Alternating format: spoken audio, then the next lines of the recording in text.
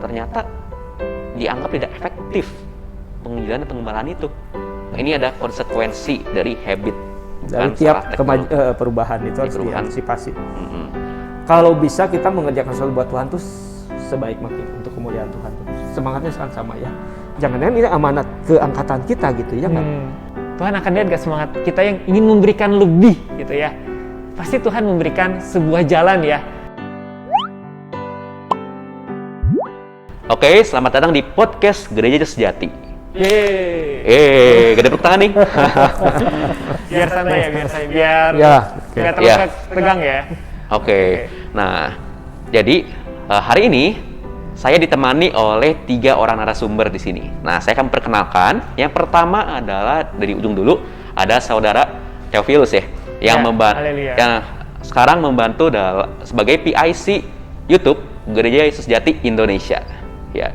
Dan yang sebelahnya ada saudara Joshua yang sekarang membantu sebagai PIC Media Gereja Yesus Jati cabang Pungkur. Dan sebelah saya ini ada Diaken Kusnadi yang membantu pelayanan media di Gereja Yesus Jati Bandung Raya ini. Haleluya. Nah, sekarang kita akan membahas tentang satu topik, yaitu teknologi dalam gereja.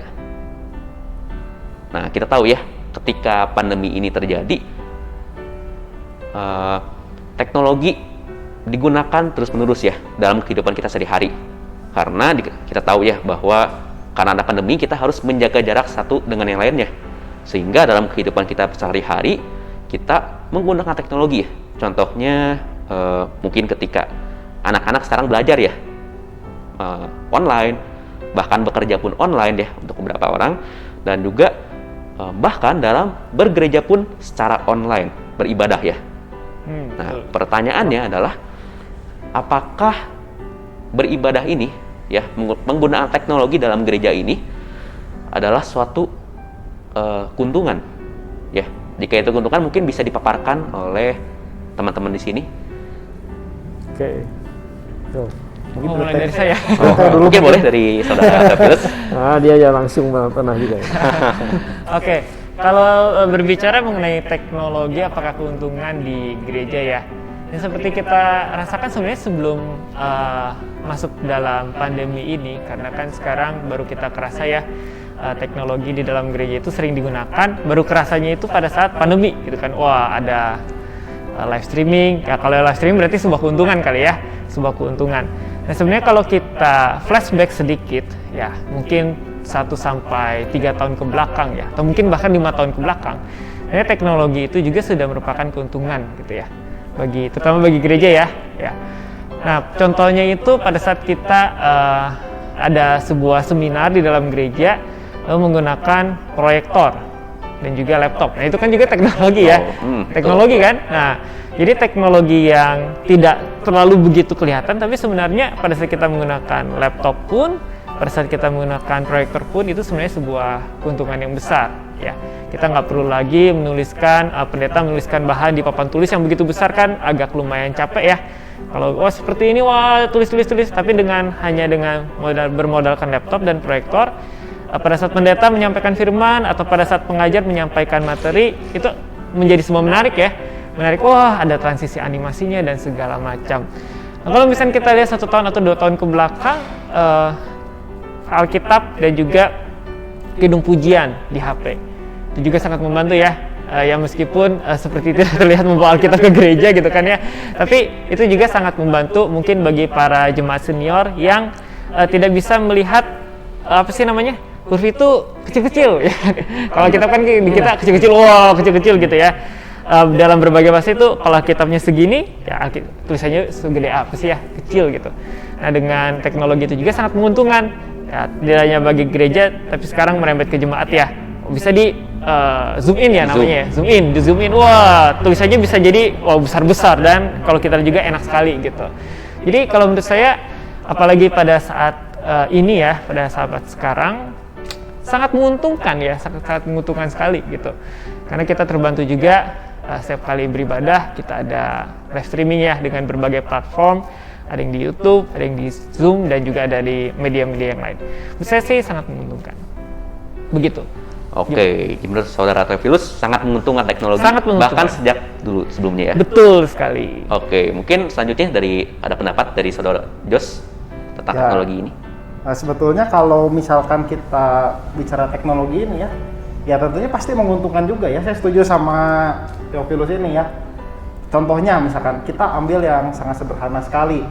Mungkin kalau kita lihat handphone.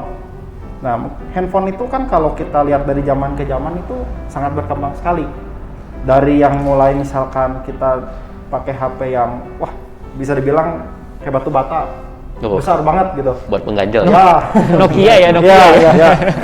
Terus HP kan makin lama makin berkembang ya ke keyboard yang mulai QWERTY. Setelah dari yang QWERTY, sekarang kalau kita bisa lihat touchscreen.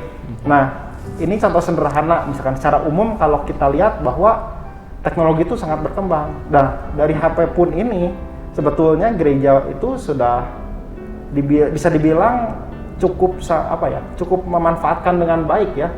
Kalau kita lihat misalkan kayak mungkin pembesukan ya. Pembesukan kita kan kalau misalkan harus datang gitu ke rumah orang satu-satu, rasanya kan waktu yang harus digunakan itu cukup lama gitu.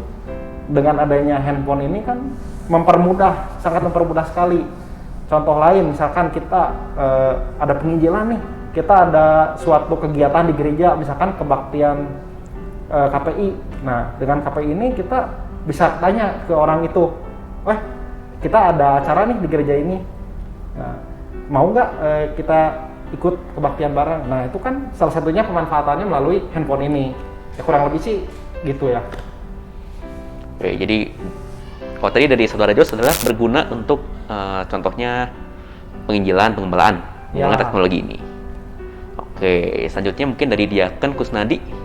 Ya, kalau kita bicara keuntungannya kan teknologi itu asal penyebabnya juga orang waktu menciptakan itu ada suatu kendala sebetulnya. Mereka dalam kehidupan tuh banyak kendala yang akhirnya ya mereka tuh berpikir ya bagaimana membuat sesuatu ya untuk membantu supaya kendala-kendala yang sebelumnya itu kan bisa teratasi gitu ya. Nah, jadi kalau lihat dari situ pastilah kalau kita mengerti apa yang dibikin itu ya, tahu bahwa itu fungsinya untuk bisa ditempatkan di mana segala macam. Jadi sebetulnya kalau disebut menguntungkan pasti menguntungkan. Hanya yang paling penting itu dari sisi kitanya. Jadi kalau orang justru tidak mengenal atau tidak tahu itu, jadi pemanfaatan juga tidak maksimal. Jadi seolah-olah rasanya itu apa berguna atau enggak gitu. Tapi kalau segala sesuatu itu ya seperti pengetahuan ini, kita tahu justru semakin dalam, kita semakin tahu bahwa itu akan banyak hal-hal yang berguna untuk kita pakai gitu. Nah, kita sendiri kan sebetulnya nih gereja itu atau kita sendiri ya, itu kan hanya sebagian komunitas kecil gitu di dalam seluruh dunia ini, ya enggak?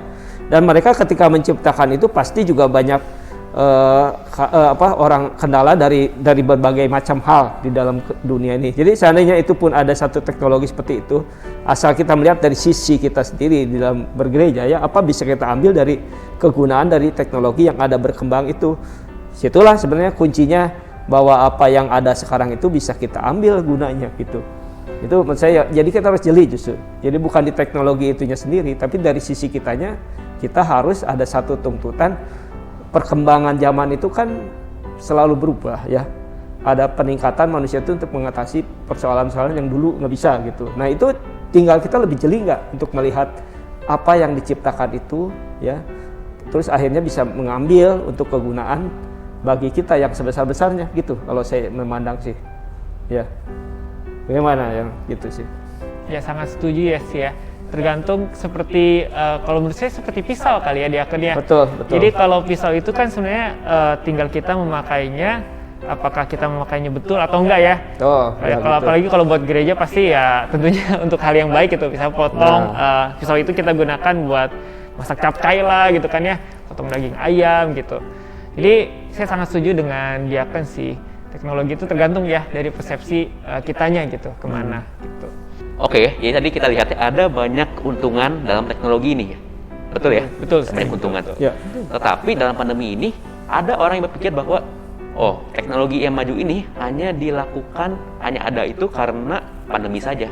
Ketika sudah beres pandemi, ya nggak usah lagi teknologi ini maju seperti ini. Nah, Ada pandangan nggak tuh dari teman-teman di sini? Gimana Saudara Jos? Mungkin ada pandangan? Mungkin sih itu kalau misalkan kita lihat ya, itu bagaimana pandangan orang itu memandang bahwa teknologi ini menjadi sebuah batu sandungan atau teknologi ini bisa dimanfaatkan dengan baik ya. Misalkan kalau kita ambil contoh bahwa teknologi ini bisa menjauhkan yang dekat dan mendekatkan yang jauh. Mendekatkan yang jauh mungkin kayak yang tadi disebutkan ya. Mungkin kalau misalkan kita ada acara, kita bisa share ke orang yang jauh itu karena terbatas dengan jarak. Nah, tapi kalau untuk misalkan menjauhkan yang dekat, nah ini kan sebetulnya yang perlu kita sikapi ya. Makanya teknologi ini bagaimana kita pandang harus bijaksana. Bukan berarti boleh nggak boleh, tapi teknologi ini harus dipandang secara bijaksana gitu. Kembali lagi ke Alkitab mungkin ya kalau dari saya. Kembali ke Alkitab. Oke. Memandang bijaksana. Tapi kalau menurut saya sih menyangkut pertanyaan tadi dari Saudara William ya, apakah untuk sementara itu, kalau menurut saya tidak ada penggunaan teknologi yang sementara ya. Karena contohnya kita menggunakan kamera digital, masa kita mau kembali lagi ke kamera yang yang roll gitu ya, yang pakai film. Saya rasa itu udah nggak ada gitu untuk penggunaan secara profesional. Mungkin ada, tapi hanya bersifat kayak seperti kamera unik gitu kan ya, cuma koleksi gitu ya. Atau misalkan seperti kolektor kamera mungkin seperti itu. Jadi kalau menurut saya penggunaan teknologi itu tidak ada yang hanya untuk case tertentu. Contohnya yang tadi ya, hanya pandemi. Pandemi kita zoom, beramai sekarang kan zoom semua. Kalau misalnya menurut data juga, ini di luar daripada bahasan kita, zoom itu wah keuntungannya luar biasa ya karena pandemi ini. Tapi kalau saya rasa habit yang akan terbentuk ini akan terus berlanjut ya. Entah itu nanti disikapinya oleh masyarakat luas, apakah nanti jadi hybrid ya, ada offline dan juga online. Apakah nanti juga gereja akan menyikapinya seperti itu? Nah itu nanti yang mungkin kita akan bisa sharing sama-sama ya di sini ya, kan kita ngobrolnya bebas. Nah jadi saya rasa sementara sih enggak. Nah tapi kalau misalkan yang Saudara Jus bilang tadi ya, tergantung orangnya. Tapi kalau misalkan orangnya memandang hal tersebut adalah sementara, saya justru ini opini pribadi ya. Opini pribadi justru dia melewatkan kesempatan emas ya. Kesempatan emas ya. Kesempatan emas. Nah, kenapa ada pertanyaan itu ya? Tadi ada pertanyaan bahwa teknologi ini sementara saja. Ternyata di balik tadi banyak keuntungan ada kerugian juga. Oke. Ya, karena ini saat pandemi saja ya. Ketika penggunaan saat pandemi ini contohnya adalah ketika beribadah. Ya, ketika beribadah karena ada pandemi ini semuanya di rumah karena tidak bisa berkerumun dalam gereja. Karena ini beribadah di rumah saja, akibatnya akan menjadi satu habit. Jangan-jangan bisa menjadi habit yang buruk nanti, kebiasaan yang buruk. Betul. Dan akibatnya adalah nanti ketika pandemi telah selesai, malah orang-orang ini nggak mau datang gereja. Dan untuk penginjilan pengembalaan juga, ya meskipun tadi dikatakan oleh Saudara Joseph cepat ya untuk menggunakan handphone. Ya untuk penginjilan pengembalaan, tetapi ada kendala juga, ternyata dianggap tidak efektif penginjilan pengembalaan itu karena orang-orang kadang-kadang saya ditelepon, ini tahu nih pasti mau nanyain keadaan saya, gak usah angkat gitu. Terus kayak misalnya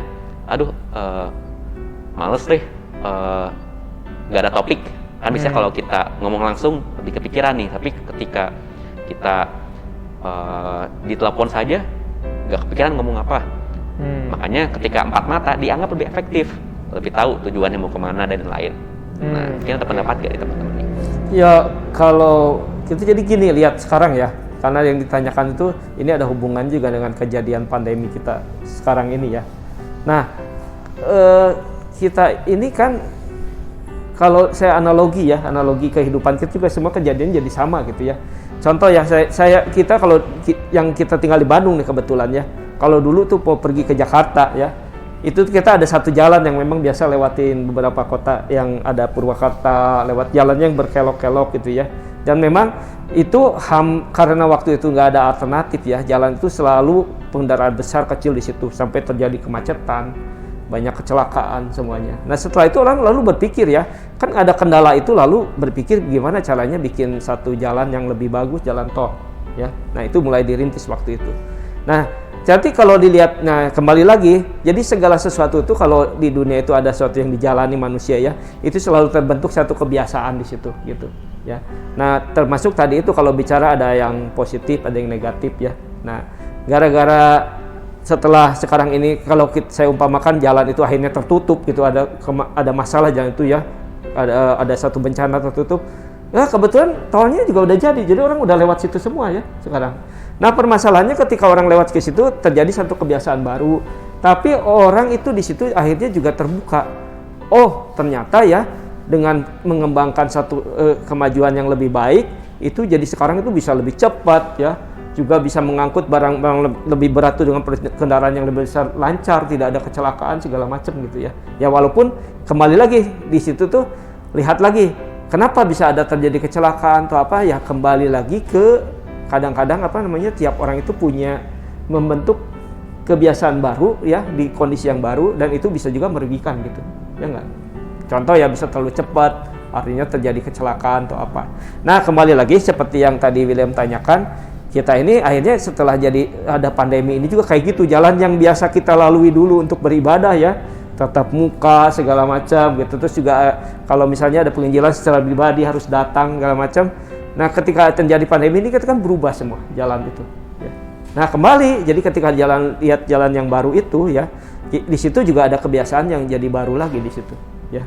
Nah kalau kita melihat firman Tuhan, memang segala sesuatu itu di dalam dunia itu banyak orang yang hasilnya ya mengambil sesuatu yang dia lakukan itu jadi habit yang bisa yang positif dan negatif gitu ya. Contoh kayak tadi ya, karena akhirnya bisa beribadah di rumah.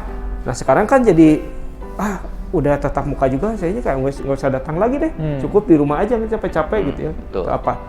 Nah itu bisa terjadi memang karena itu selalu habit itu dibentuk dari keadaan yang dilakukan terus-menerus seperti itu ya. Nah kembali lagi, jadi kita jangan melihat ini gara-gara teknologi, yang bukan. Jadi ini dari sisi kita bagaimana manusia itu mengantisipasi sesuatu yang berubah ya.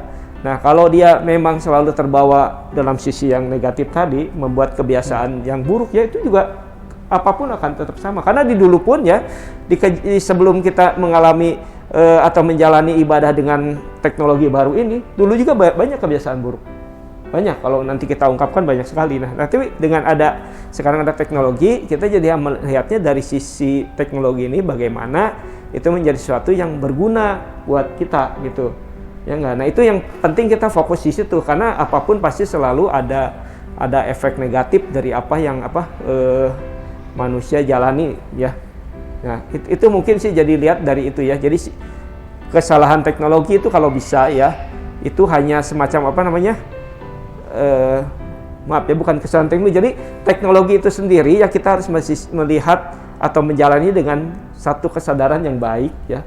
Lalu kita juga harus bagaimana secara dewasa ya melakukan atau menggunakan teknologi itu untuk sebesar-besarnya kebaikan bagi gereja. Itu menurut saya ya, dari sisi itu sebetulnya ya. Jadi bukan salah teknologinya ya, dari menurut betul, bukan. Bukan. Jadi kalau disebut seperti William nanya, ada kerugian ya teknologi, kalau saya sih lebih cenderung itu bukan kerugian tapi ada konsekuensinya ya. Ya enggak, ada konsekuensinya. Nah, jadi kalau konsekuensinya kita tahu, kita ya harus sambil menjalani atau menggunakan teknologi baru itu, kita lihat nanti ada kejadian-kejadian apa yang akan merugikan kan. Nah, kita antisipasi ya. Nah, kenapa misalnya kalau jemaat itu tadinya karena udah setelah terlalu lama ya, terus dia itu nggak mau datang ke gereja karena lebih enak di rumah, kenapa nantinya? Padahal sebetulnya ya kalau kita lihat ya, dari semenjak awal dulu manusia itu kalau secara kontak langsung ya itu pasti lebih enak gitu, ya enggak? Karena dulu keluhan awal kan waktu jadi pandemi itu bilang justru, aduh saya pingin nggak biasa nih kalau lihat dari handphone segala macam itu rasanya jauh gitu ya, nggak dekat gitu dengan saudara-saudara itu. Jadi rasanya kalau dipikir dari semenjak awalnya kita tahu bahwa sebetulnya ya itu gara-gara ya mungkin kemalasan lah gitu ya. Terus juga apa ya tadi itu habit yang melakukan suatu habit yang kurang baik gitu. Oke, jadi teknologi bukan salah teknologinya. Bukan. Jadi ini ada konsekuensi dari habit. Dari tiap perubahan itu harus diantisipasi. Oke, artinya teknologi itu penting ya. Kemudian teknologi memberikan banyak keuntungan dalam kemajuan gereja. Ya, setuju ya di sini ya? Setuju. Kemudian kalau gitu, kalau kita melihat keadaan gereja sekarang, apakah itu sudah baik dalam penerapan teknologinya? Nah, praktisinya bagaimana nih? Ya, gimana nih Saudara Jos? Yang praktisi itu. Sebenarnya saya mau sedikit nambahin juga ya dari yang tadi dia akan sudah sampaikan. Oh, boleh. Nah, mungkin kalau misalkan kita ambil analogi yang tadi ya, jalan tol ya. Jalan tol itu umpamakan kita bahwa itu adalah sebuah teknologi. Tapi bukan berarti di jalan tol itu tidak terjadi kecelakaan. Ya, bukan berarti teknologi itu selalu negatif atau selalu positif. Ya. Karena tadi yang mungkin di Saudara Theophilus bilang juga bahwa teknologi itu adalah mungkin sebuah pisau. Bagaimana orang itu menggunakannya. Nah, berarti teknologi di sini berarti hanya sebuah alat. Sebetulnya hanya sebuah alat. Tapi yang terpenting itu adalah bagaimana orang yang menggunakan teknologi itu sadar secara kerohaniannya ya. Jadi mata rohaninya itu terbuka gitu.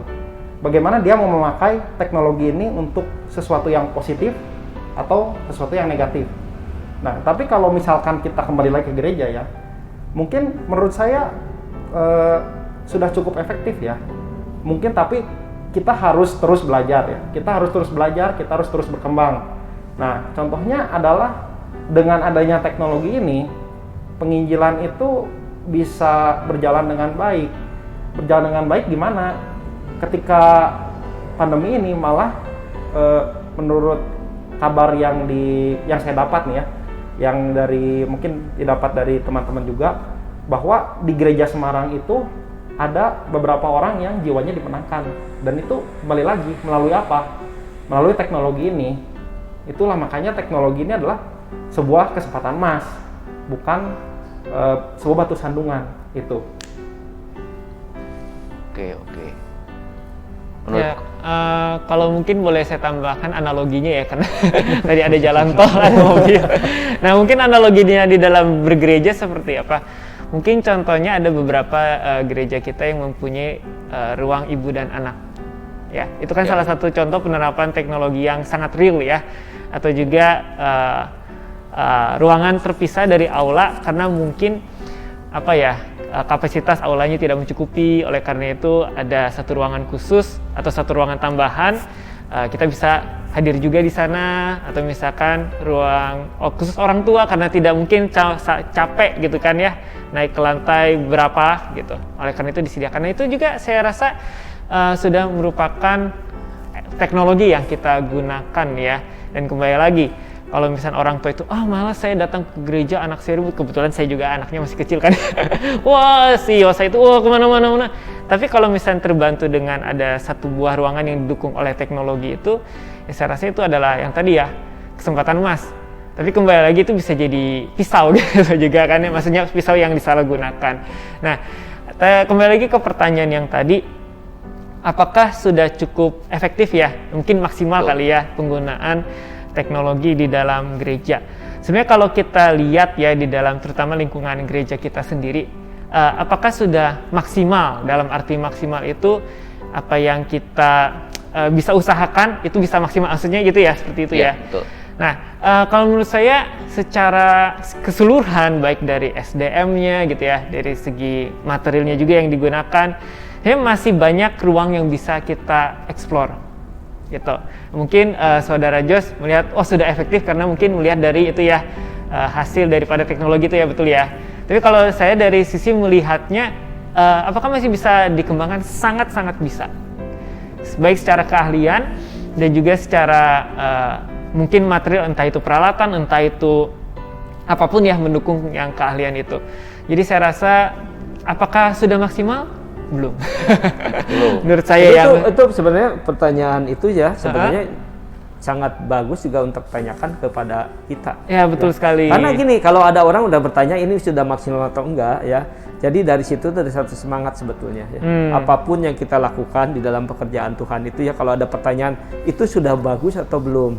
Itu sudah bisa dilebih baikkan atau tidak ya? Itu sudah maksimal atau tidak? Itu satu pertanyaan yang sangat bagus. Jadi kalau kita lihat jadi dari sisi ini ya, ini yang sekarang justru paling penting untuk kita melakukan pekerjaan ini juga gitu sama ya. Jadi kalau lihat apakah sudah maksimal atau tidak ya. Nah, artinya itu ada semangat bahwa apa yang kita lakukan ini masih ada peluang nggak untuk lebih bisa bagus ya, untuk bisa lebih maju. Nah, kita kan sekarang lihat aja realnya dulu ya, datanya ya. Ini data kan sangat penting ya. Betul. Nah, tadinya kan yang begitu kita menggunakan teknologi ini ya kan nggak ada beberapa hal itu kita nggak pernah rencanakan ya. Tapi kita justru menemukan banyak temuan-temuan. Nah, kemarin di beberapa ibadah kita yang secara online ya, kita lalu ada ketemu ya saudara kita yang kebetulan dapat pekerjaan jauh sekarang dari gereja, dan tempat tinggal baru di mana dia bekerja itu memang nggak ada gereja kita. Masih sama kita, gara-gara ada online ini jadi ikut persekutuan, ikut ibadah bareng ya. Hari Sabat juga dia bisa full ikut juga ya, menyempatkan waktunya yang sangat sempit, sangat sibuk itu di sela-sela pekerjaannya juga untuk ikut terus rutin beribadah ya. Nah itu, terus kedua ya, ada juga dulu berpikir gimana ya kalau ada saudara saya di sana, kalau kita ada sesuatu acara gereja bisa diundang atau enggak ya. Jangankan beda tempat jauh di luar kota gitu ya, di kota yang sama pun sangat susah kadang-kadang kalau itu untuk membawa itu ya. Ternyata sekarang kita hanya ada mengirim link itu ya, itu udah sama-sama bisa kita membawa dia beribadah ya, masuk di dalam acara-acara di gereja kita gitu. Jadi banyak sekali ternyata temuan situ, dan termasuk juga ada berapa jemaat jiwa-jiwa baru ya, yang itu ternyata juga akhirnya masuk ke gereja kita karena ada cara melalui teknologi ini gitu, ada online ya, lalu juga akhirnya melihat itu lalu tertarik dan bisa masuk ke gereja kita ya. Nah, jadi kalau itu dari sisi itu kan juga kenyataan ya, termasuk yang tadi William menanyakan gimana jadi orang itu jadi hanya terbiasa jadi buruk ya, kebiasaan buruk, nggak usah ibadah ke gereja, di rumah juga sama kayak gitu ya. Jadi semuanya itu fakta-fakta ya, dan data-data yang memang real ada ya. Nah, bagi kita sekarang jadi yang penting ya, lihat teknologi ini, kenyataan yang kendala jadi timbul kendala baru gitu. Tapi juga peluang ternyata sangat banyak. Betul. Nah, jadi kalau kita melihat semangat tadi ada yang masuk enggak, kita kalau punya semangat ini sangat baik kan. Jadi kita bisa nantinya itu mampu nggak mengatasi kendala-kendala tadi. Kedua, bisa nggak kita mengelola ya peluang-peluang yang ternyata jadi besar itu ya. Kita sekarang manfaatkan benar-benar gitu ya, untuk kemuliaan Tuhan gitu, pekerjaan di dalam gereja gitu. Jadi nantinya kan mungkin kita bisa memperluas area cakupan penginjilan kita. Karena selain ada tatap muka ya, seperti kembali lagi zaman dulu, tapi ternyata ada kemungkinan yang sangat luas untuk bisa kita menyebarkan link itu ke banyak orang ya, lalu ikut kebaktian ibadah kita. Nah, kembali lagi kalau ke situ maksimal atau enggak, jadi kan perlu maksimal ya. Perlu bagus. Kalau orang udah ngundang ya jauh-jauh ya enggak segala macam, kitanya udah serius enggak, bikinnya baik ya. Nah, artinya di situ tuh akan ada konsekuensi yang bilang saya tadi itu ya. Bagaimana kita belajar yang baru lagi, terus jemaat juga akhirnya ada kendala apa untuk bisa sama-sama ya melakukan kegiatan gereja itu melalui teknologi baru. Kita butuh latihan lagi buat mereka, termasuk semua jemaat juga yang akhirnya menggunakan teknologi ini. Kan udah mungkin kedaulat juga ya, ada berapa orang tua yang tadinya sangat kendala sekali karena ya terpaksa akhirnya kok jadi berlama-lama nggak bisa ibadah gitu ya. Akhirnya mereka belajar teknologi itu ya terlewati kendalanya, dan akhirnya mereka merasa senang sekarang. Wah, ternyata bisa ikut acara yang tadinya hanya ibadah Sabat ya, sekarang ada ibadah yang malam yang tadinya nggak bisa datang, ada persekutuan malam, ternyata juga dia bisa ikut gitu. Jadi nggak banyak sekali kendala yang tadinya justru nggak bisa, sekarang justru menciptakan peluang-peluang baru. Ini perlu bijak ya, benar nggak? Perlu bijak di sini melihat. Nah, dari sisi peluang ini, jadi kalau kendala selalu tetap adalah, dan itu adalah satu pekerjaan itu juga tambahannya buat kita ya, karena kalau nggak ada itu kita nggak semangat juga kan. Tantangan tetap harus ada supaya kita tetap bersemangat untuk mengelola itu dengan sebaik-baiknya gitu. Nah, saya sih lihat dari sisi itu gitu. Nah. Oke, jadi tadi kalau dibalik lagi ya, tadi Saudara Theo mengatakan bahwa penggunaan alatnya belum maksimal. Juga tadi dilengkapi oleh pendapatnya Diaken Kusnadi di sini bahwa ada banyak peluang ya yang bisa untuk mengembangkan itu lagi teknologi itu. Kalau saya boleh koreksi, nggak cuma alat ya, tapi dari segi SDM-nya juga. Betul. Oh iya. Iya itu. Ya. Secara teknologi secara umum gitu ya. Ya, jadi baik penggunanya maupun yang digunakan itu belum maksimal. Belum gitu maksimal. Ya. Belum maksimal. Karena kalau mungkin saya boleh nambahkan sedikit, sama seperti halnya kalau kita melihat dari sisi yang lain ya, bukan teknologi. Contohnya pengkhotbah, gitu kan. Nah, kalau kita puas dengan pengkhotbah yang dari zaman dahulu tentunya itu akan sangat berbeda kan ya, dengan cara penyampaiannya segala macam susunannya. Makanya di gereja itu ada yang namanya homiletik, betul ya?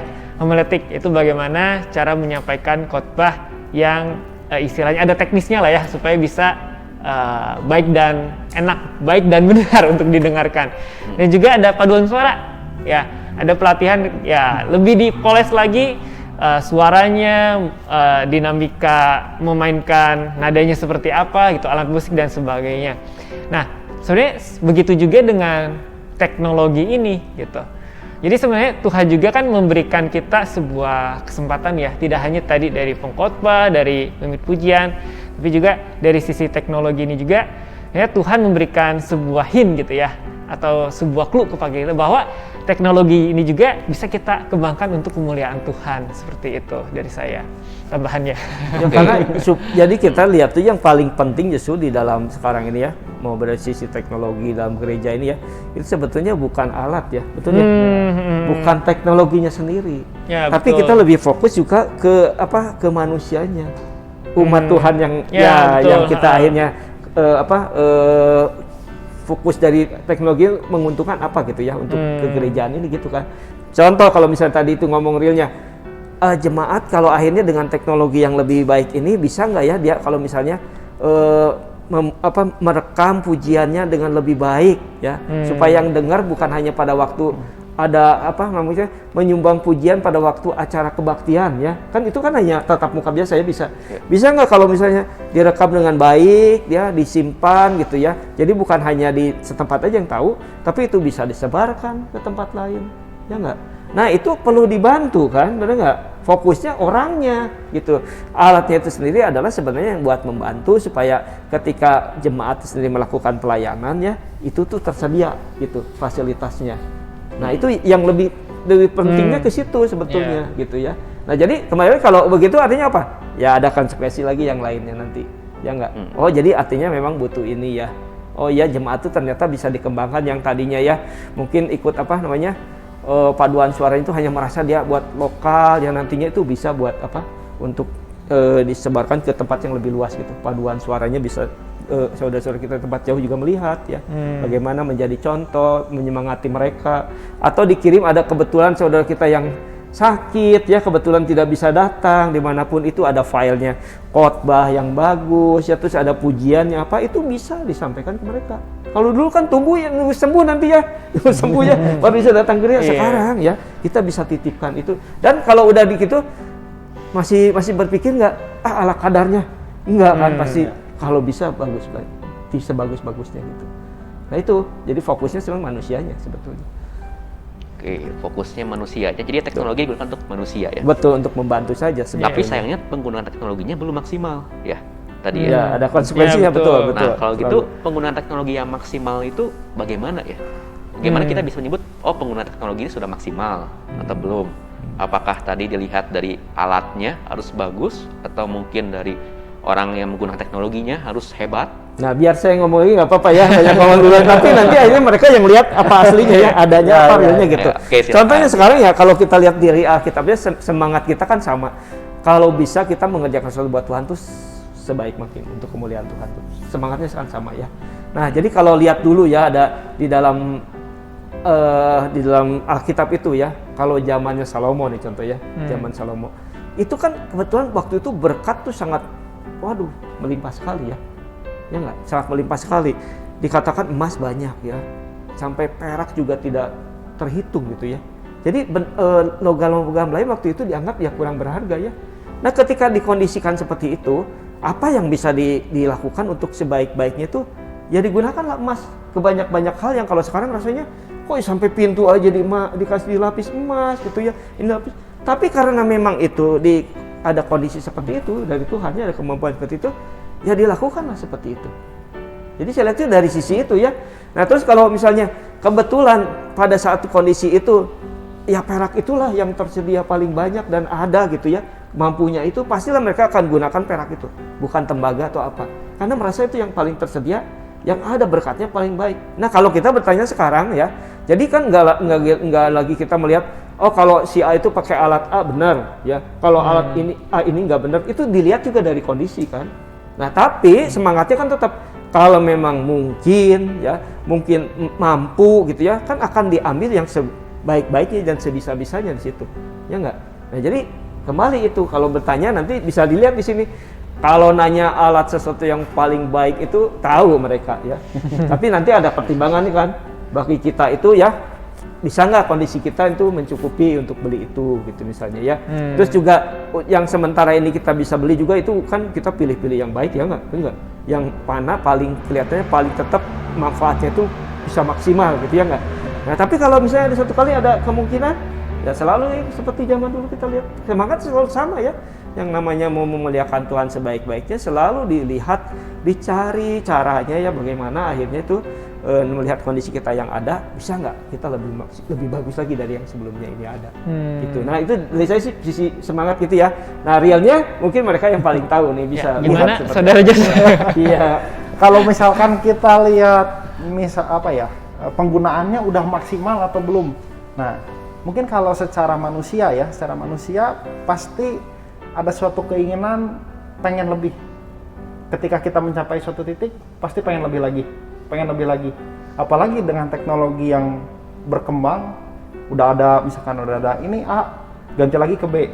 Udah B, pasti manusia mengembangkan lagi C, karena ada rasa yang mungkin tidak puas ya. Tapi ya itu tadi yang dia akan bilang juga ya. Yang terpenting itu bagaimana kita semangat untuk memuliakan nama Tuhan lewat teknologi ini. Karena teknologi ini kan sebetulnya hanya alat gitu. Betul. Dan Injil, kalau misalkan kita kembali ke Alkitab, kita lihat di kitab Wahyu bahwa Injil ini harus disebarluaskan di seluruh dunia. Nah, melalui apa? Medianya ya melalui teknologi ini gitu. Nah, jadilah kita harus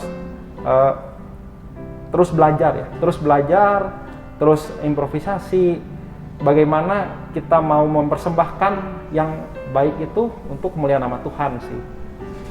Jadi itu sih kalau menurut saya ya. Oke. Kalau menurut saudara Theophilus? Nah, karena ini opini saya yang tadi mengatakan belum maksimal ya. Kalau saya lihat ya dari yang tadi sudah dikatakan Diakon Kusnadi, melihat realitanya ya, melihat kondisi kita sekarang gitu. Dari kacamata saya, apakah teknologi dibilang penggunanya maksimal itu harus yang paling mahal? Enggak juga. Apakah teknologi itu secara maksimal harus usernya itu atau penggunanya itu yang ahli? Enggak juga gitu kan ya. Tapi kembali lagi tadi ke semangat dan juga kebutuhan. Ya, semangat dan juga kebutuhan. Kalau kita lihat di dalam gereja itu kebutuhannya kan banyak ya. Gak cuman khotbah, gak cuman pujian, tapi juga ada hal-hal lain seperti tadi sudah diungkapkan oleh Diakon, ada paduan suara, ya mungkin nanti di berbagai gereja cabang ada ensemble. Saya juga pernah mendengar gereja cabang Sukabumi itu angklung, ya sangat luar biasa ya pada saat konser musik ya waktu itu, kalau tidak salah sekitar 2 atau 3 tahun yang lalu. Nah itu kalau bisa direkam dengan baik dan juga nggak harus yang mahal ya, sebagai manusia juga tuh apakah yang terbaik terus yang mahal, nggak juga, sesuai dengan kebutuhan ya. Kalau misalnya anggaplah ada mic 100 juta gitu, apakah gereja harus beli mic 100 juta? Nggak juga gitu kan ya. Nggak akan mau gitu ya. Nggak mau juga gitu, pikir-pikir juga kita ya sebagai penggunanya dan juga sebagai yang menggunakan mic itulah ya. Kita juga akan memikirkan sebuah hal yang terbaik dan juga itu sesuai dengan kondisi gereja.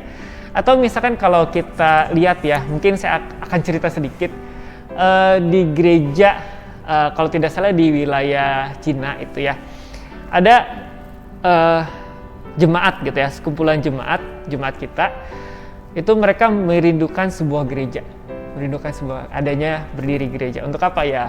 Untuk menunjang aktivitas pelayanan mereka, tapi yang terpenting adalah memuliakan nama Tuhan ya. Mereka ada sebuah kerinduan sampai di sana. Suatu ketika ada sebuah kejadian yang akhirnya mereka bisa membangun sebuah gereja yang begitu megah, bahkan rumah jemaat itu terlihat kumuh. Maksudnya terlihat sangat sederhana. Karena apa? Ada gereja yang berdiri begitu megah di tengah-tengah rumah jemaat. Nah, kalau kita ngomong, mereka berlebihan, enggak kan ya.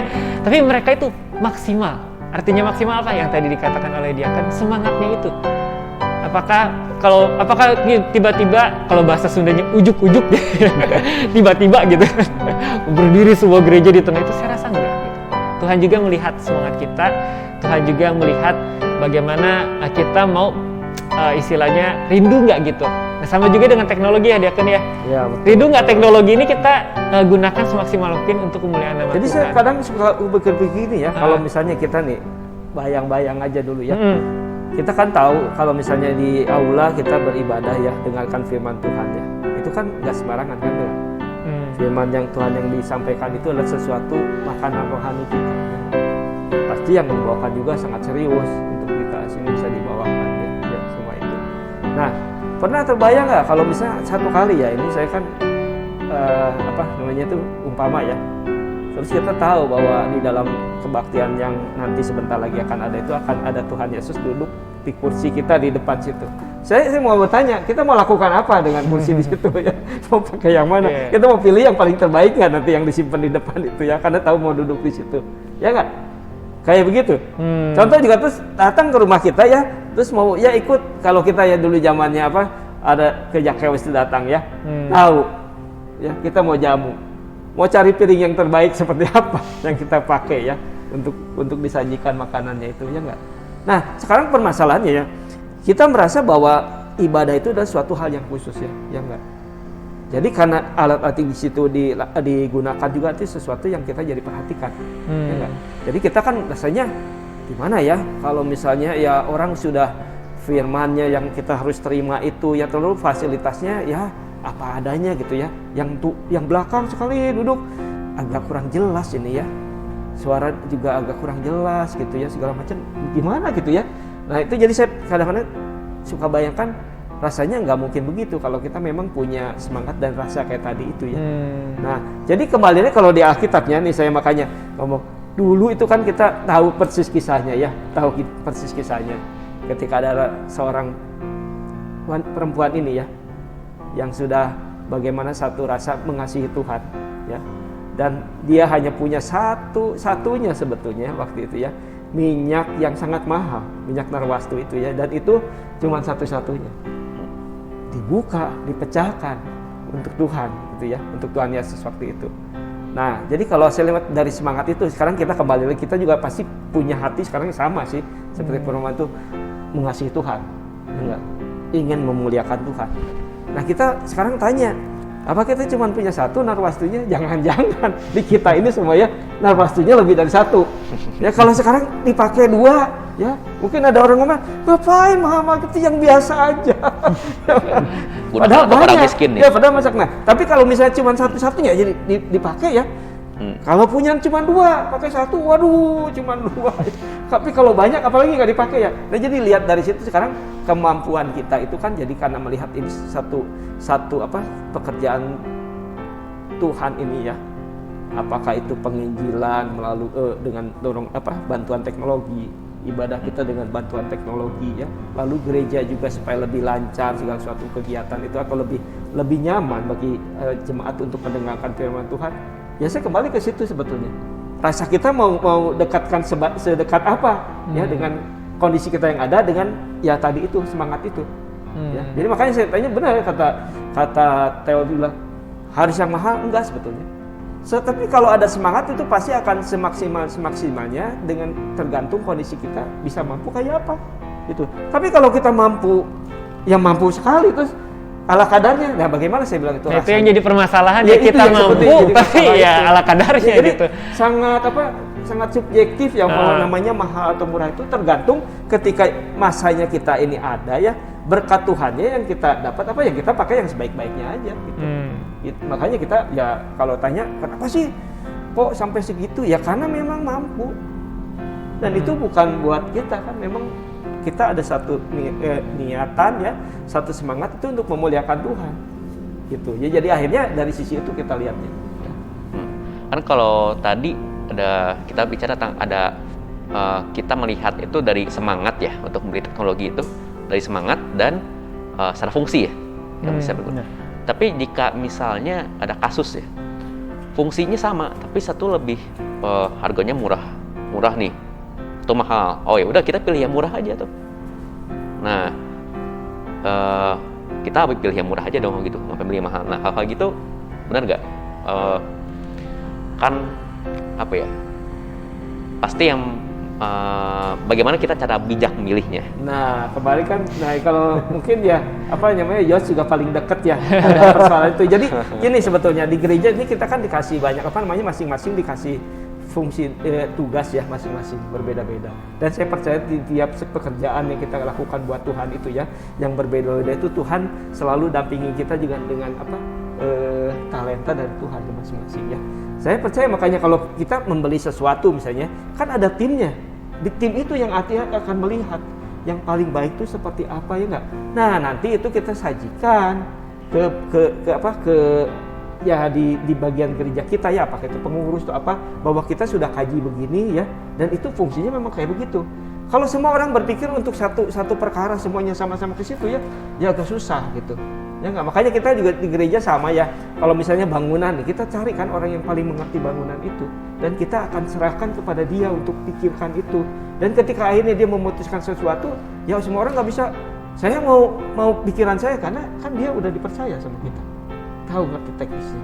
Jadi akhirnya seperti tadi itu ya, akhirnya ketika orang yang tahu di situ ya, mendalami itu kan, lebih konsekuensi itu, yang menghindari tadi itu jadi kesalahan tadi yang disengaja, kalau disengaja ya, bahwa udah terus, atau juga melihat ya kalau memang dari segi ini paling murah, udah paling murah aja kan, pasti ada pertimbangannya kenapa nggak beli itu gitu. Nah jadi saya bilang itu makanya sangat subjektif sih kalau yang namanya apa biaya dan cost itu, ada alasannya kenapa pilih yang ini. Nah makanya itu kalau menurut saya sih harus tanya Jos nih, kan banyak dia juga pengalaman mungkin gini ya. Kalau misalkan kita bicara teknologi ya, nggak misalkan dengan alat yang mungkin secara fitur sama, tapi kok harganya bisa beda. Nah kalau misalkan kita secara teknologi ada namanya usia komponen kan. Usia komponen itu ada dengan harga yang murah, pasti pabrik pun mengurangi dalam artian agar menekan cost-nya, kualitas pun pasti di nomor 2 kan gitu. Berbeda dengan yang misalkan harganya lebih tinggi, pasti kualitas di nomor 1 kan. Tapi dengan hal itu, apakah kita harus selalu membeli yang mahal? Nah sebetulnya kan ini bukan kita jawab boleh nggak boleh ya, tapi ini kembali lagi ke kebijaksanaan dari masing-masing. Nah misalkan kalau kita lihat di Alkitab, kita lihat Raja Daud. Nah ketika Raja Daud itu membangun Bait Allah ya di 1 Tawarik itu, bagaimana Raja Daud itu membangun? Dia menggunakan semua yang baik ya, semua alat-alat yang nomor 1 lah. Tapi bukan berarti kita harus selalu memberikan yang sangat mahal. Pokoknya mic harus misalkan berapa puluh juta, nggak gitu kan. Kita juga harus menggunakan kebijaksanaan kita gitu. Makanya itulah perlu, misalkan sebelum membeli sesuatu kan kita harus ada rapat ya. Kita harus cari-cari dulu research, apakah alat ini akan mubazir ketika kita beli mahal, atau misalkan ketika kita beli murah apakah akan cepat rusak atau gimana. Itu kan ada pertimbangan-pertimbangan khusus ya. Kurang lebih sih kalau dari saya kayak gitu ya. Ya, sangat setuju sih dengan pendapat Jos, terutama tadi Raja Daud ya.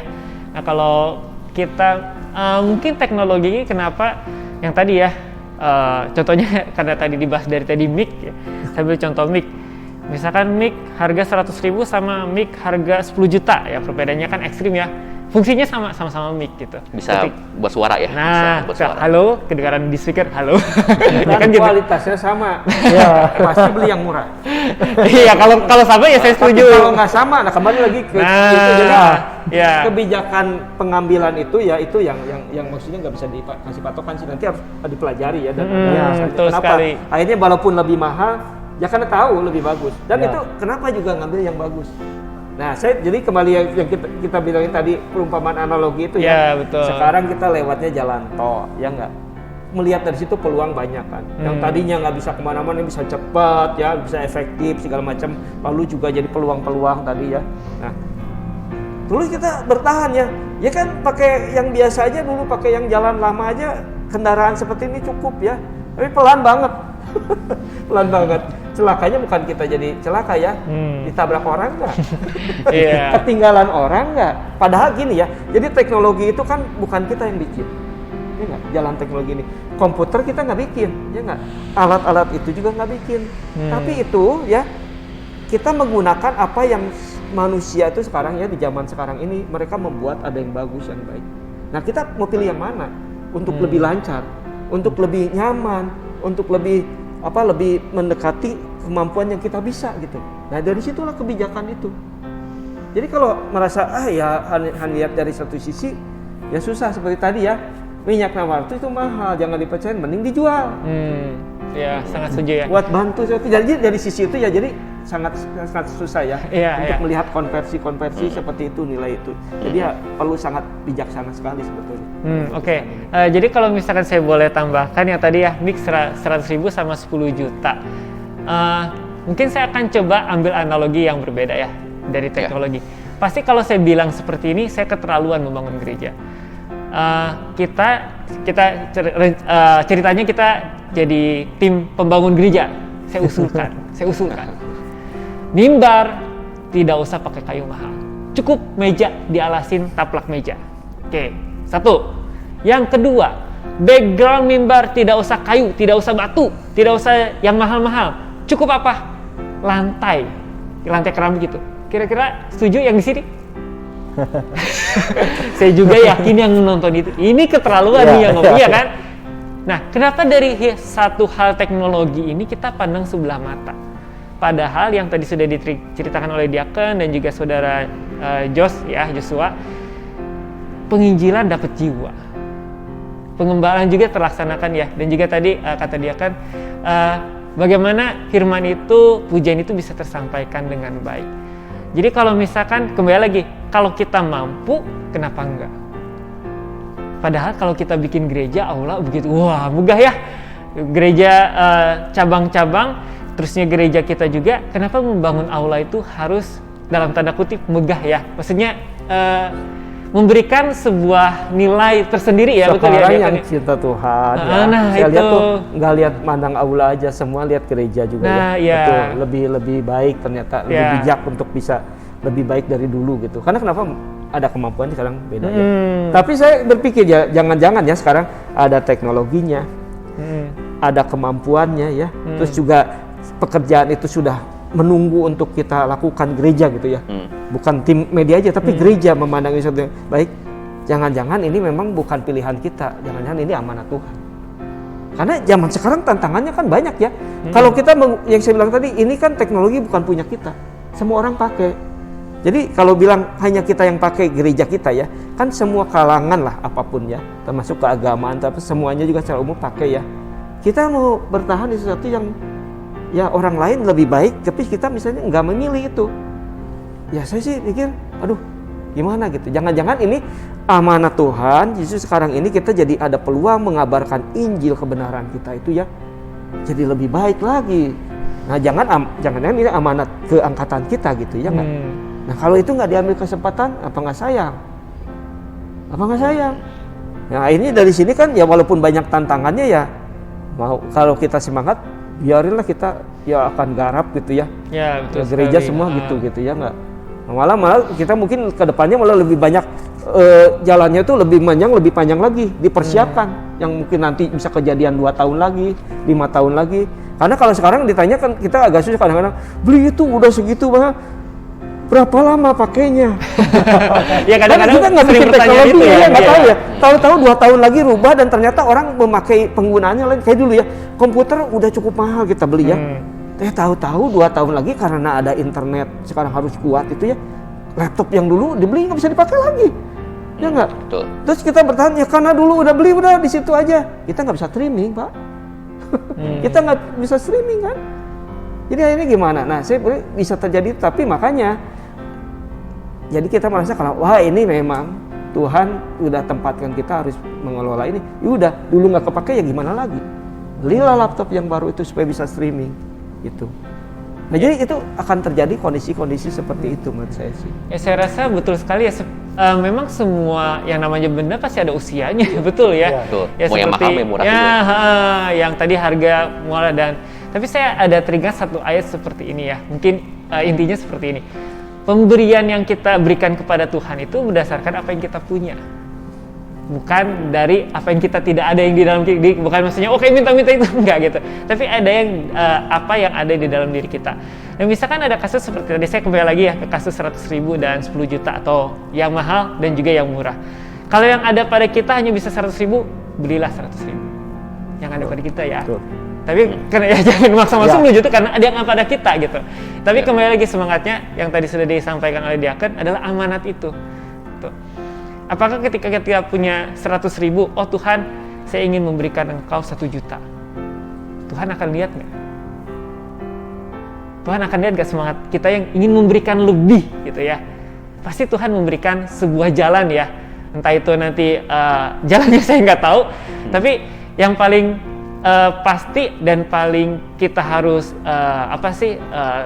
introspeksi dalam diri kita adalah semangatnya itu gitu. Memang yang tadi bukan jadi ala kadarnya dan juga kita mampunya segini karena yang tadi murah segitu. Ini menurut saya sangat penting ya, kembali lagi tadi ke semangat dan juga kita menganggap itu ada sebuah amanah ya, amanah daripada Tuhan. Itu sih menurut saya. Oke. Dan oke ya, kita akan lanjut lagi. Kalau kita lihat tadi misalnya secara teknologi ya, secara teknologi sudah baik ya, misalnya kita sudah tingkat teknologi. Tapi gimana jika misalnya ini ke SDM-nya nih, yang pengguna teknologinya nggak ada, kan gereja juga nggak bisa teknologi nggak pakai jadinya. Jadi apakah jika tidak ada SDM-nya, gereja memilih oh ya udah nggak usah teknologi dulu, atau siapkan dulu aja teknologinya, nanti SDM-nya tinggal cari. Ada pendapat mungkin? Pertanyaan menarik. Iya. Mungkin kalau misalkan kita lihat ya, apakah alatnya harus sediakan dulu, apakah SDM-nya harus sediakan dulu. Nah, sebetulnya kita kembali lagi ke semangat itu. Karena ketika ada semangat itu, walaupun orang ini nggak ngerti sama sekali bagaimana sih cara pakai teknologi ini, bagaimana sih misalkan kita udah ada mobil, bagaimana sih cara buat nyetir. Tapi ketika kita punya tujuan, suatu goal misalkan ya, untuk bisa nyetir mobil ini mengantar dari satu kota A ke kota B, tentunya kita pasti ada semangat untuk belajar. Walaupun misalkan ketika belajar mobil ini ya, begitu maju bentar mati atau enggak ada nabrak kiri kanan. Tapi bukan itu yang dilihat, tapi itu kan sebuah proses, sebuah pembelajaran. Nah, bagaimana kita ketika ada teknologi itu harus ada semangat memberikan yang terbaik, bukan hanya dari alatnya saja, tapi secara dari penggunaannya, dari SDM-nya. Ketika SDM-nya ada semangat untuk memberikan yang terbaik, maka itu kembali lagi untuk kemuliaan nama Tuhan. Gitu semua namanya alat teknologi ya, namanya kemajuan kemajuan ya teknologi seperti itu ya. Ya seperti tadi Jos bilang ya, kalau perumpamaan kayak orang mobil gitu. Jadi hari ini ya, saya pikir sih kan juga teknologi di dalam multimedia ini juga sangat khusus ya. Kadang-kadang tidak semua orang, saya rasa nggak semua orang perlu sangat perlu tahu, tapi ada di antara kita yang tahu gitu ya. Yang seperti tadi itu, kalau mau beli kendaraannya paling bagus buat gereja apa? Ya nanti yang beli itu adalah orang yang mengerti mesinnya, bakal lancar nggak, dipakainya enak nggak. Nanti orang yang pakai itu belum tentu yang beli itu kan. bisa aja orang-orang teh akhirnya yang menyetir kan. Nah, itu belajarlah bagaimana menyetirnya, bagaimana fasilitas itu digunakan baik gitu ya. Sehingga akhirnya juga digunakannya enak dan memang lancar gitu. Nah, di teknologi juga sama. Jadi nggak semua orang harus memikirkan apa yang harus dibeli itu. Ada yang memikirkan itu ya. Yang kita juga berdiskusi kira-kira barang apa yang dibeli, teknologi yang kira-kira cocok segala macam ya. Nah, setelah itu kan akhirnya kita butuh dukungan untuk supaya ini direalisasi belinya. Nah, setelah itu yang kita latih ya juga menggunakan aja mungkin ya, nggak harus memikirkan kenapa belinya juga. Tapi itu jadi bagaimana cara menggunakannya dengan baik. Kalau lihat dari sisi itu akhirnya sekarang jadi banyak kebutuhan ya. Ternyata juga ada program harus pelatihan lagi jemaat ya, pelatihan SDM yang baru. Karena untuk menunjang perkembangan teknologi ini ya. Jadi kalau itu juga tantangannya bukan hanya sekarang sebetulnya. Setelah ada orang-orangnya, itu setiap saat continue terus dilihat. Ke depan ada perubahan apalagi terus dikejar gitu. Sampai akhirnya terus bisa pengetahuannya tetap bisa mengikuti kondisi keadaan perubahan zaman itu gitu, beberapa teknologi. Nah, jadi kalau lihat ke situ ada berapa fasilitas ya ternyata ya di gereja itu. Yaitu untuk bisa melancarkan itu program kita mengembangkan atau memuliakan Tuhan melalui sisi teknologi ini dengan bantuan sistem teknologi itu ya enggak bisa dari orangnya ya nggak bisa dari programnya kita bisa juga dari hal-hal secara fisiknya ya enggak. Nah mungkin yang fisiknya itu saya bisa tanya nih kalau kayak ke Jos ya ke Theo pasti harus ada apa di gereja juga sekarang yang tadinya nggak pernah terpikir sekarang jadi harus punya tuh karena untuk menunjang ini juga. Nah seperti apa tuh Theo bisa bentuknya contohnya kayak gitu tuh di gereja butuh apa tuh apakah satu ruangan atau ada ruangan khusus atau apa jadi dikembangkan untuk bisa menunjang ini juga yang tadinya nggak ada ya. Ya betul jadi mungkin terpikirkan sebuah gereja itu memiliki sebuah ruangan khusus atau bahasa kerennya itu studio. Itu betul ya. Studio ya betul sekali. Mungkin dulu itu kita nggak berpikir ngapain satu gereja khusus ada studio emangnya mau ngapain di situ gitu kan. Tapi kalau kita lihat setelah penggunaan teknologi sekarang banyak banget ya dia kan ya ada broadcasting misalkan pendeta dari cabang satu ke cabang yang lain. Ya di studio itu aja gitu dari live streamingnya ya. Terus misalkan dari pemimpin pujian, rekaman padus, di sana sudah. Nah padus ya, saya kemarin dengarkan ada keluhannya jemaat itu sudah begitu padusnya, dilihat juga saudara-saudara kita di tempat lain, kok bisa lebih bagus ya. Lalu kan kalau yang nih ngomong tesis, bagaimana kalau akhirnya pengambilan suara, paduan suara itu yang jemaat yang maksudnya nggak ngerti mereka sebenarnya tata cara, tapi kita bantu ya, timnya ada bantu. Rekamlah paduan suara itu di dalam studio itu ya lalu diolah dengan begitu bagus. Sungguh kita ini membantu pelayanan jemaat kan, karena jemaat ingin melayani melalui pujian itu. Nah kita tim ini jadi bantu ya. Jadi ini kan salah satu kayak gitu dia contohnya ya. Jadi fasilitas itu ya akhirnya harus ada ya benar. Karena Joshua ini juga melakukan kalau nggak ada apa-apa dia nggak ada alatnya nggak ada toolsnya apa yang dia bisa lakukan gitu. Iya betul sekali. Jadinya. Mungkin saya mau memastikan dulu nih pertanyaan daripada saudara William ya. Jadi William itu menanyakan gimana kalau misalnya SDM-nya mana yang lebih dulu ya? SDM dulu atau teknologi dulu? Dari tadi saya berpikir. Terus dari jawaban Diaken dan juga saudara Jos, mana yang didahulukan? Mungkin kalau SDM pelatihan dulu kali ya. Baru nanti alat-alatnya ada atau alat-alatnya ada dulu baru nanti SDM-nya dilatih seperti itu ya atau mungkin cari SDM mungkin belum ada SDM yang mau kan jika gereja belum memikirkan satu teknologi mungkin nggak cari dulu SDM-nya nih. Oke, betul ya. Oke. Kalau misalkan teknologi itu tidak terjamah di sebuah wilayah itu berarti teknologinya nggak ada, berarti dalam arti teknologi kita tidak bisa sediakan, gereja tidak bisa sediakan, SDM pun tidak bisa ya. Nah, tapi kalau misalkan wilayah tersebut dan saya yakin sebagian besar di dunia ini sudah tersentuh teknologi, berarti saya rasa teknologi itu bisa kita sediakan terlebih dahulu. Dengan catatan, mungkin gereja akan menanyakan kepada jemaat-jemaat, kita mau mengadakan sebuah pengembangan teknologi dalam hal ini, gitu ya. Kira-kira ada jemaat yang mau nggak? Jadi jangan beli alatnya dulu, jor-joran gitu ya. Nggak ada yang gunain. Sekarang kita lihat kenyataannya ya. Gara-gara sekarang ada kita ya melibatkan teknologi ini gereja ya. Kita ternyata link antar gereja ya, antar gereja, antar daerah ya, semakin dekat, semakin bisa. Jadi kalau ngomong Theo tadi, ada yang akhirnya ya kemampuannya ya anggaplah misalnya belum sampai, tapi yang lain lebih baik gitu ya. Ya betul. Itu bisa berlatih sama-sama. Kenapa? Karena kita jadi kesatuan sekarang bisa. Dengan linknya tadi itu melalui teknologi. Akhirnya bisa dulu belajar. Sekali waktu kalau punya, ya pastilah akan menyediakan itu ya gereja. Kalau belum ada juga, kita bisa oper. Ya. Iya kan? Karena nggak semua artinya bisa ada schedule-nya, mungkin seperti gitu ya salah satunya. Ya akhirnya juga kita bisa bertumbuh dengan sama-sama. Dan juga mendekatkan kesatuan gereja kita.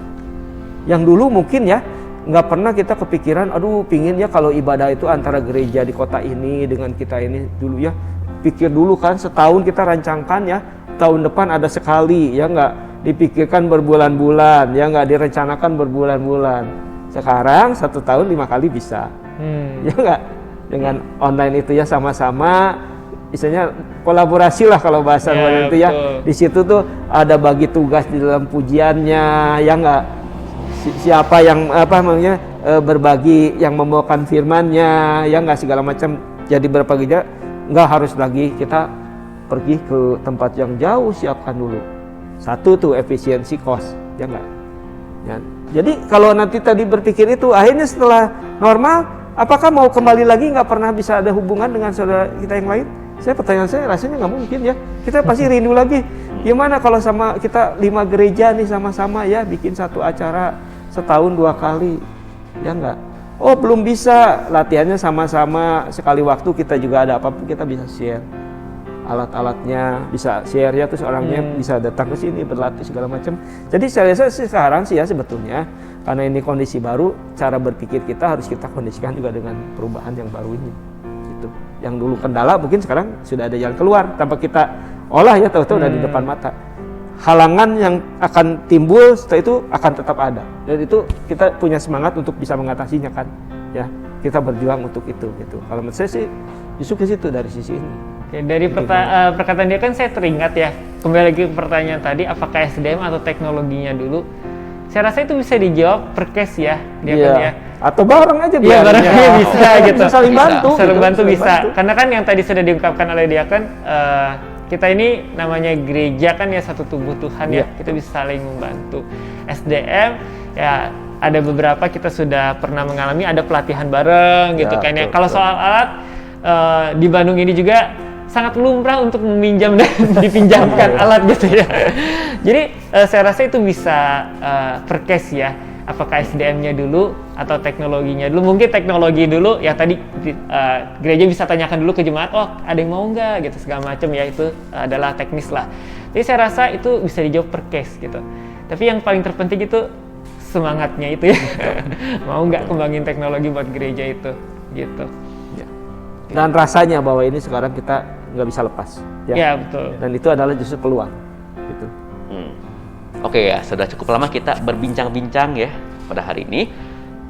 Terakhir nih, sebelum ditutup, ada mungkin pesan yang ingin disampaikan kepada teman-teman nih yang ngedengerin percakapan kita ini.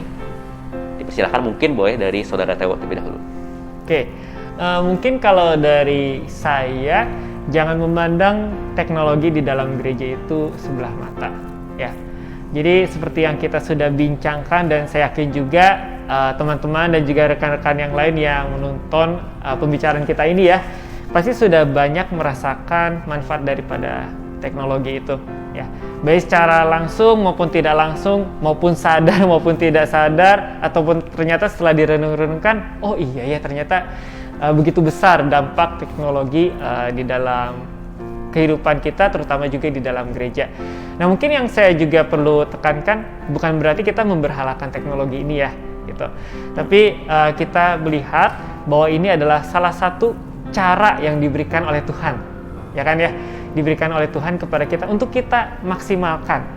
Oleh karena itu, yang seperti tadi saya di kalimat awal, jangan pandang sebelah mata, justru tapi kita perlu memaksimalkan teknologi itu untuk bisa memuliakan nama Tuhan, dan yang paling terpenting adalah memberitakan Injil keselamatannya. Itu sih dari saya. Oke, terima kasih Saudara Theo. Selanjutnya mungkin Saudara Jos. Itu kurang lebih sama ya dengan yang Theo sampaikan. Jangan sampai teknologi ini menjadi sebuah berhala, karena teknologi ini hanya sebuah alat. Tapi yang penting itu adalah daripada orang ini sendiri. Bagaimana kita mau punya semangat memberikan yang terbaik. Bagaimana kita mau belajar untuk terus berproses ya. Berproses di mana dengan penggunaan teknologi ini dipersembahkan hanya untuk kemuliaan nama Tuhan. Gitu. Oke, terima kasih. Dan yang terakhir nih dari Diakan Kusnadi. Ya, saya sih jadi teringat ya firman Tuhan yang ada di 2 Korintus pasal 8 ayat 12 ya. Jadi makna itu kalau kita memberi ya, kita melakukan satu pemberian ya, pemberian itu akan diterima gitu ya. Kalau pemberian itu sebetulnya berdasarkan yang apa ada padamu, bukan berdasarkan apa yang tidak ada padamu gitu. Nah, jadi kalau melihat itu ya, sekarang ya yang dipentingkan sekarang, jadi kita melihat hal teknologi ini ya, ini kan hanya alat aja sebetulnya ya. Jadi yang terpenting sebetulnya kebijaksanaan kita setelah ini tersedia ada sekarang ini ya, untuk apa ya, artinya untuk membangun gereja kita ini. Jadi kalau ini akhirnya kita bersama-sama berpikiran sama ya mengenai hal ini, saya percaya sih kekuatan kita akan besar gitu ya, dan kita akan lebih maksimal lagi memanfaatkan ini untuk pembangunan gereja gitu. Nah itu sih saya pikir itu sih yang paling penting ya dari apa yang kita sekarang bicarakan ini gitu ya. Itu jadi karena ini ternyata adalah satu jalan bersama juga dari kita untuk bisa melakukan pelayanan yang lebih baik kepada Tuhan. Gitu. Oke, terima kasih teman-teman sudah menyaksikan podcast ini. Tunggu video podcast selanjutnya. Tuhan Yesus memberkati kita semua. Tetap semangat, tetap jaga kesehatan. Mantap.